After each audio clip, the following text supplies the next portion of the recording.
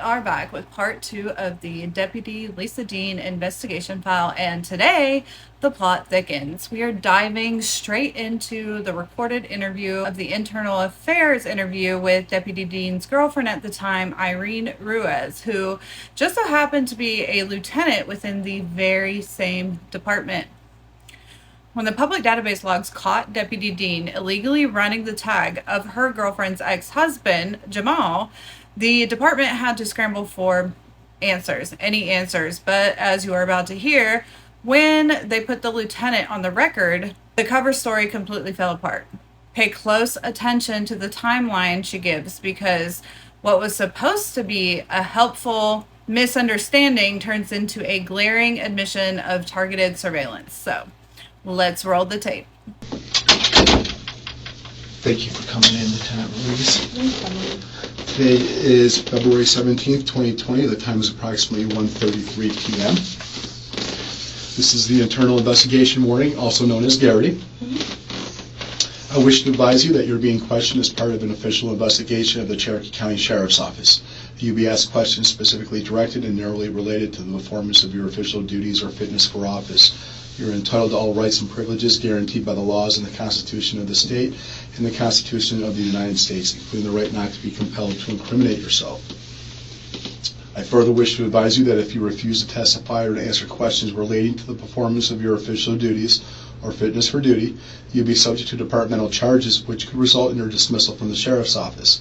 If you do answer questions, neither your statements nor any information or evidence that is gained by reason of such statements can be used against you in any subsequent criminal proceeding. However, these statements may be used against you in relation to subsequent departmental charges. In addition to the above rights, you have the right to have counsel present during this questioning. Do you understand? Okay. If you would sign and date that for me. Is it okay to silence Ruiz, or does it matter? Okay. How do you want it? Well, I just know legally I'm still Campbell. So. But you're identified as Lieutenant Ruiz here, so we'll go with that. That's what I'm sure. I was kind of confused because I know with the training you always have to put Campbell down because they still have that as your official record. Yeah, okay. That's why I always, because like when they show the instructor certificate, like it still says Campbell, so I'm like. Are they ever going to change that for you, or is it an act of Congress? Like when I get it legally done, but if it wasn't $350, Oh, they would have been done already. Yeah. I gotcha. So, but I'm like, and then I'm gonna have another name change, so I'm like, I'll just wait for it. Like I'm not gonna spend money. Don't blame me. What is the 17th? The 17th, yes. I don't know why I keep on writing 2020. I'm still writing 2019 myself. This is the Internal Affairs investigation. This is to inform you that Internal Affairs investigation has been started in regards to a situation which was reported on February 14th, 2020. A copy of the allegation can be supplied to you for your information. I also can supply you with a copy of employees' duties and rights during internal investigations if you wish. You are hereby ordered not to discuss this case with any person other than the Internal Affairs Office, Chief Deputy, Sheriff, or Legal Counsel. Any efforts on the contrary will be considered an obstruction of this investigation and a violation of a direct order. Do you understand? Okay. Sign and date that for me.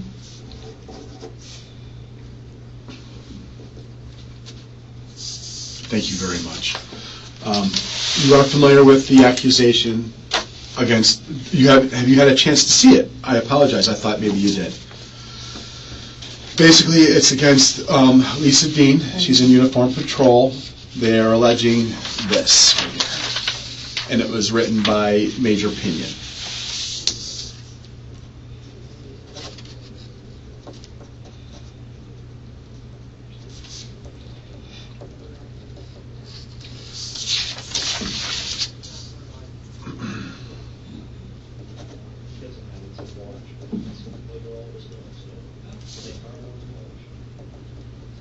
Thank you. Okay? All right. I understand that the actual incident took place. From what I understand is, let me ask you this. What's your personal relationship with Lisa D? She's my fiance. Okay. I understand that you had dinner with her, or you're going to have dinner with her Thursday night, the 13th? Yeah. Is that, okay. I was doing all my late Valentine's Day shopping because I got everyone. I'm like, I'm looking for Dad, and I had just left work earlier that night, and So I'm busy shopping, and literally 3 hours in, it's like 9 o'clock, and I'm like, oh my God. And she was like, where are you at? And I'm like, I'm still in the Target parking lot. And so she was like, well, I haven't eaten yet. And she's like, would you like to meet? Well, I haven't met with her since she got released out of FTUB. Okay. And so I was like, sure. I was like, where do you want to eat? And was she on duty? Yeah, she was on duty, Okay. yeah. And I was like, oh, well, I'm like, she's like, smoothie? And I'm like, sure. And Smoothie King literally closed right when we came to the door. And when we got into the parking lot. Which area are we talking about? It's Cumming Highway, like Okay. the is that Cumming Highway 20 or whatever? Yeah, exit 19, Highway 20. Yeah, Highway 20. Where the shops are. And we're all at, like, the literally, Target. I was at the Target right there. And because we live right. So I told her, let's eat. She says Smoothie King. Smoothie King literally says, I'm so sorry, ladies, we're closed. And then we're like, Chick-fil-A? And we're like, yep. So Okay. we went for Chick-fil-A. And she mentioned to me when I got out of the car, she was like, babe, she's like, you know what? She's like, you know how you've been worried about that ticket, the tag The tag? thing is, mine's missing. And each time I'm like, I know we paid it, didn't we? Why in the world is my tag thing not on there? The 2020 thing on it? But I know. Is it missing, or was it missing. 2019? It says 2019. Okay. Like it's missing. It doesn't have the sticker. The current date. Yeah, the current year. date sticker, the current year thing. And I'm like, I know I paid it. I'm like, I don't know if it's been stripped off of there. You know, I'm like, I never go without it. Never thought anything of it. She lets me know. She's like, I was right behind you. She's like, I ran it. You're fine. It comes back registered fine.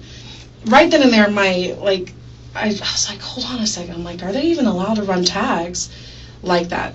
I haven't been out in FTUB since 2005. Mm-hmm. And I sure as heck didn't have the technology that all of them have. And she was like, oh, no, it's fine. She's like, we run any tags. She's like, when I was with my training officers, we ran tags galore, blah, blah, blah.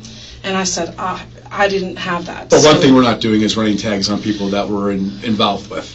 And so I was like, are you sure you can run any tag? And she was like, yeah, it's no big deal. And I'm sitting here like, I don't know. I never had the capacity, so I couldn't even like tell her yay or nay to it. It sucks because I immediately asked it, but I never got the info. You know, I didn't have the information or the knowledge really to tell her.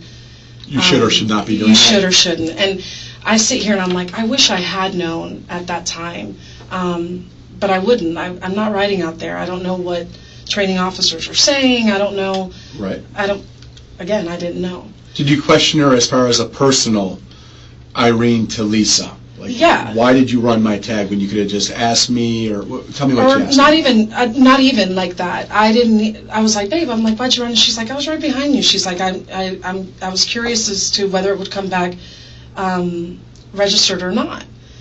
And I said, okay, you know, left it at that. And she mentioned, when she mentioned the registration ballot, I was like, Jamel Campbell. And she goes, What do you mean, Jamel? It was on the registration thing. And she's telling you this, or? No, it was, I was literally standing next to her, the card, you know, the computer screen's right there. I got you. And, Okay. yeah, like she's still in her patrol car? Yeah, she's still in a patrol car, and we're about to shut the door. Okay. You know? And that's when I see Jamel Campbell, and she was like, oh, I didn't even look. You know, I just saw that it was valid. I was like, why would Jamel still be on my register? And because I'll tell you now, when I get my bills, I know it's labeled to Irene Campbell. I don't think anything of it. And I'm like, I thought we fixed all these things, you know? And I was like, whatever. End of thing.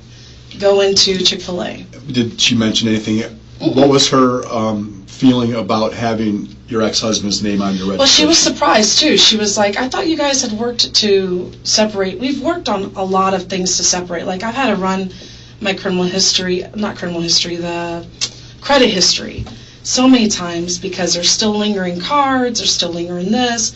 I ended up finding out that I was a user on one account that I didn't even know existed. So on one of Jamel's? On my credit history, yeah. I was on one of Jamel's cards, and I contacted. So, I mean, I've always had to, like, double check and make sure because it counts against me. apologize. Oh, no, you're fine.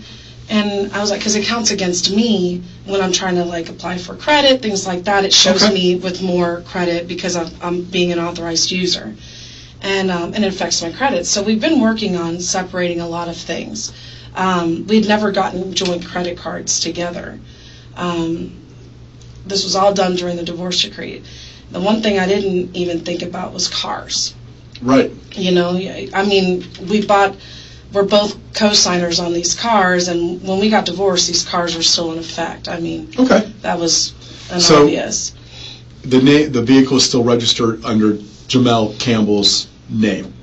Not according to that printout. That printout, or whatever was on that screen. That's what it says, is that he's still a registered owner on it. Do you remember paying for that 2020 tag? Or did he? No, he doesn't pay for that. Like, we've never not paid. Like, as long as we've been separated, it's always been him paying his car and me paying mine.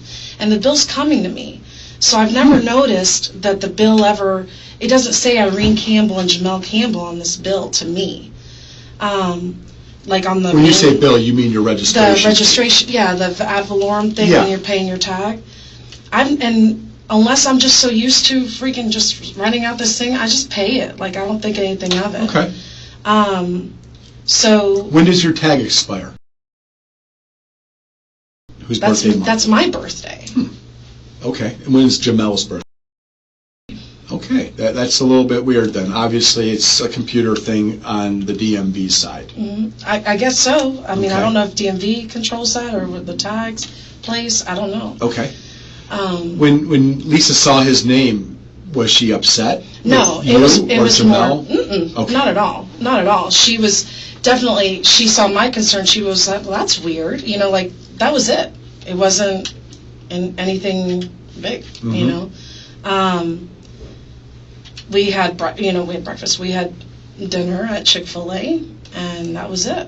And what vehicle was she checking on you? It's my Toyota Highlander. What year is that? That's a 2008. Toyota Highlander. Okay. Do you know the tag number? Oh, actually, I have it right here. What is the tag number? UF2497. It's my UF tag. UF2? 2497. University of Florida? Tag, yeah. Okay. So you guys have dinner, and then... So, okay. Yeah, I don't... How are you made aware of what takes place? It's when she comes home at 6 in the morning, like, literally it was like 6 in the morning, because I wake up at 6 to get... ready for your day. Yeah, ready for the day, but, because it's Friday, you know, and she gets home, and we're talking, I'm like, hey, how was your day? And she's like, it was fine, and she gets a text message. And she looks at me and she goes, and I'm like, what? Like, and you could tell, like, in her face. She's like, Hannah just asked me why I ran Jamel's tag. Let's pause right there. Did you guys catch that? The official story that they tried to pass off was that Deputy Dean ran Irene's tag at Chick-fil-A because supposedly a sticker was missing, and then saw the ex-husband's name and wanted to help them fix it. But if that was an innocent mistake, then why did Deputy Dean independently drive on over to his neighborhood, find the ex-husband Jamal's personal vehicle, and then run his plate? She claims that she was just curious to see if Irene would show up on his tag.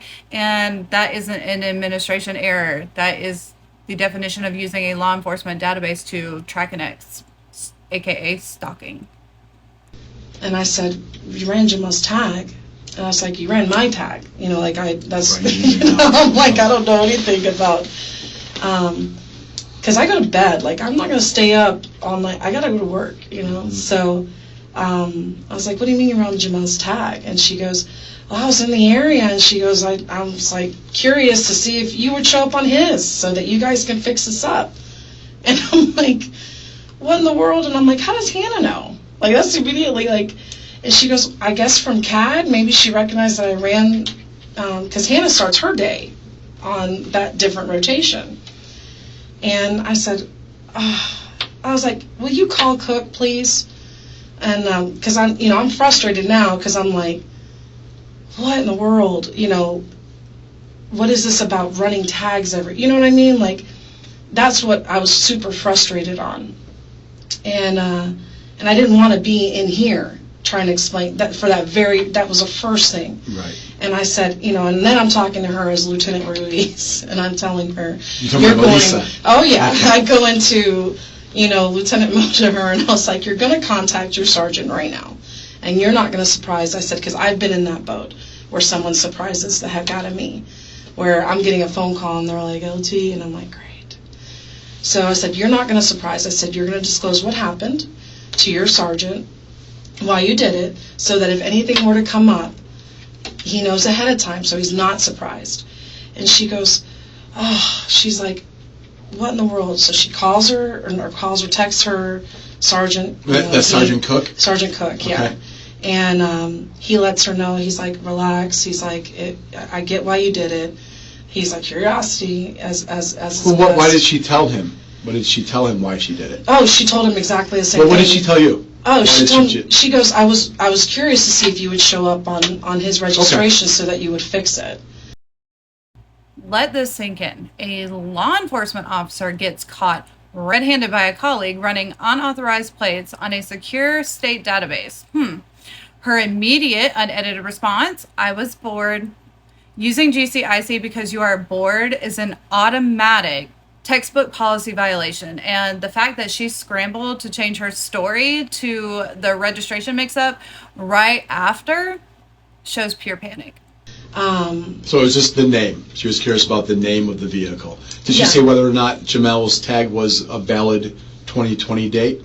No, she wasn't worried about validness. No, she was just looking for she was just making sure that I wasn't showing as a registered owner. Okay. Yeah, because she was like, well, shoot, if she has that issue there, I wonder if he has had it too, and hasn't let her know. And she goes, all she told me was, you're not on it. And I said, okay, well then that means I really need to fix something. If I'm not on there, then Right. something is on my end. And that was it. But then I immediately went on to a different mode. You need to let your sergeant know what happened. And she's like, I didn't even realize. I'm like, will you please let your sergeant know what's going on? And the minute and that was the end of it. So I started getting dressed, got dressed, she went to bed, and I went straight here, and I told my supervisors as well what had happened. And I said, I couldn't control. I was like, I just found out literally an hour ago. I said, I can't control the actions. I said, if they have taught her to run tags regardless of who, I don't know. I don't know what they're doing. And I said, but I am concerned because I don't want anyone hemmed up in any of these things. And they were like, okay, because I spoke to Captain Higgins and then I spoke to Captain McMahon. Okay. And then that's where it ended. You said that Lisa got a text message from Hannah. Mm-hmm. Is it Hannah Wallace or is it Hannah Campbell? Campbell. Okay. Mm-hmm. Do you remember what the text message was from Hannah? What it said? All it said was, why did you run Jamel's tag?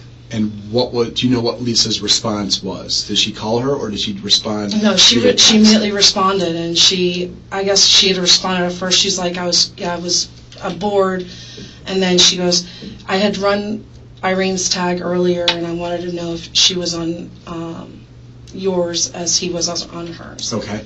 Did Hannah respond back to that? No, Hannah didn't send one single response. There was no more texts between Lisa or Hannah? Mm-mm. Okay. No. Did you text anybody or talk to anybody about the incident? Oh, yes. Over the weekend or? Oh, I texted Jamel. Okay. I mean, that was the one person I spoke to, was him. But I said, I'm like, you gotta tell me what's, one of my main concerns is while I'm in Tennessee on Saturday, I realized I've picked up the kids from Jamel because he watched them for me on Friday to be with my. And Saturday I text him and I'm like, what are we going to do about next week? And I said, because Friday was just heated. You could just tell. Everyone's walking around. Major's going back there. And I'm like, here we go. Lisa's getting a phone call from her sergeant. And I'm just sitting there, like just shaking my head the whole time. Because I had my other thing that I had just faced the day before, finding out about a transfer. So I'm sitting here like, I'm trying to breathe. Saturday, I'm like, we have the kids out all week. And I said, I don't know what's transpiring at work.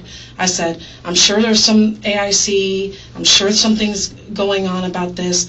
If Hannah had anything to do with it, I'm sure, I know that there's a lot of disgust on that part towards me. So I'm super frustrated. And I tell him, I'm like, I need a neutral place to meet with the kids. And he wouldn't answer. And then I got a phone call from Captain McMahon saying, listen, it's official. They're going to investigate this.